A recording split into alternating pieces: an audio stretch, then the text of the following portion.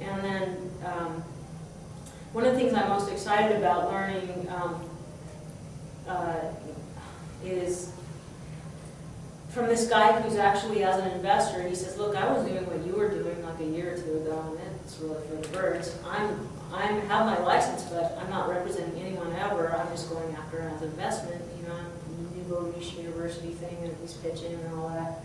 And he was just from like a 30-minute conversation, the things that I kind of gleaned from that, and hopefully I can pick his brain more tomorrow, but you know, he's taking the flakiness out of it. He's getting the grant deed, he's getting the power of attorney, so he's got control of the seller, control of the property, so that part can't flake out on him.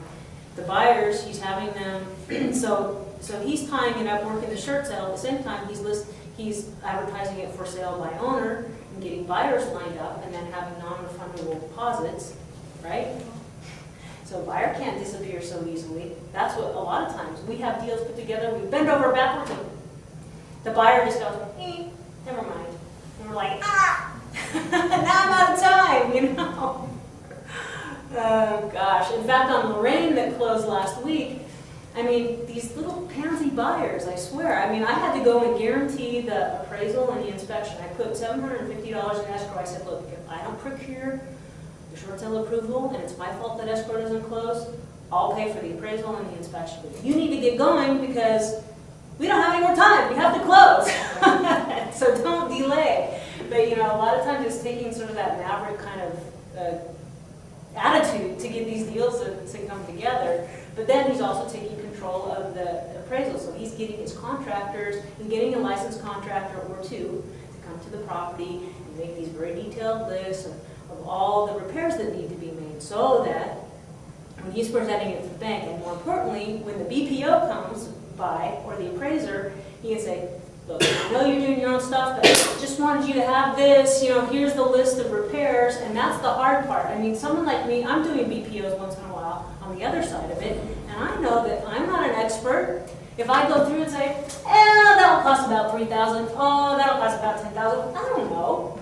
But if I look at, if someone handed me, here's a contractor saying, this is how much this would cost, this should be done, that should be done, I'll go, oh, well, I have to take that off the price. So he's having success that way, of really taking control of the whole situation. And so that's where my mind is headed, and I think that's going to help us a lot on Grand. And Reservoir, I didn't quite get that put together. Well, Grand doesn't have any, but I at least was able to talk to the BPO, or the guy doing the BPO. It's really important to make yourself the contact person, so they have to contact you, and you know when they're going to show up, and try to meet them there as much as you can. To try to influence, you know, that number. And it just depends on, you know, if they're going to get the listing, they're probably not going to care what you say. but a lot of times the BPO is not the guy who's going to get the listing if it goes to trustee sale.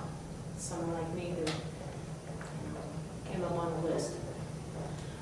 So now I lost where I was going. Is there any questions? Any other things that... On the flip side of the coin, if I'm a buyer, why would I want to buy a short sale instead of, and I'm not in a hurry, why don't I wait for it to become REO and then buy it? That's a really good question. Sometimes when it goes REO, let's say like with Wild Rose out in Victorville, we had a deal put together at 210, 212, then the buyer changed their mind. Seller was going to come in with what, a $2,000 gap we had going. We had it all put together, and then the bank then the buyer fell apart. And now probably when the bank takes it, they said, well, do you have any cash buyers? And we're going, yeah. And so we made an offer, basically at 120, 125. We probably would have paid up to 130. All cash, but then they go, no, we're going to get that more than that at the trustee sale. And what was the minimum? When you went to the trustee sale, what was the minimum bid? 191. 191. It's so full of it. No one is going to. So they're taking these properties back. If they're willing to take the property back at 191, knowing they have to put 20 grand into it minimum, right? At least. Minimum. Do you think they're going to list it for 212? Not unless the market, which they're dumb, Oops, that's not nice to say. They're gonna be surprised because in those counties, the lady, the broker that's been around forever, you know, she's like, she looks like a grandma, but then she's like this really heavy hitter, you know, it's just so funny. But she goes, you know what, $10,000 a month minimum is what we're losing on houses out here. And so she says, you know, the farther you go up on the 15 or out the 60 or out the 10, you know, down some of those ways, the farther out you go, it's just sort of dropping month by month. So they're going to put 20 grand into it, and by the time, you know, they go, oh, we're going to list it for what? What are they thinking? 230? But once they take it, they can start at zero to sell it out. They don't Why have to. would they? That's not looking very good. I don't know. It's a good question. It depends on what they're thinking. Usually they're listing higher. Like when I lost, they're listing higher. But otherwise, if they thought the value was there, they would have accepted the short sale. Like there's that one that I did on Grand Boulevard. Do you remember that one? Mm-hmm. And so the REO, I was listening to the lender and what they said. Well, we won't accept anything less than blah blah blah. And I listened to them, so I tried to get it, and then I didn't get anything. If I would have just done it how I would do it now, I would have had an offer in that they probably would have accepted when it was all said and done.